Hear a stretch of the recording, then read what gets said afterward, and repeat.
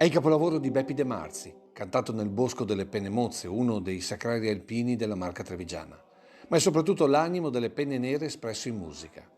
Ed è solo un esempio di quanto i cori alpini entrino nel cuore di chi li ascolta, con quel carico di emozioni fatto di vite vissute, tutte accomunate da quel cappello e dalle montagne.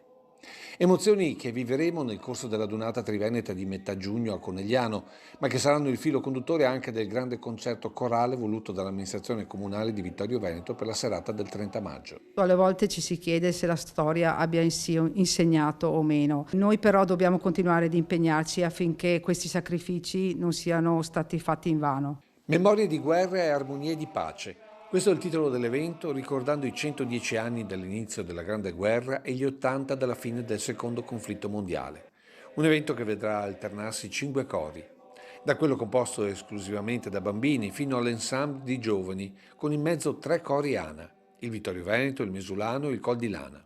Uno spettacolo guardando la Triveneta per i 100 anni della sezione di Conegliano. Ricorda 100 anni di storia e abbiamo voluto appunto inserire questa manifestazione nel nostro palinsesto, ma che si avvicina molto anche alla Triveneta di Conegliano.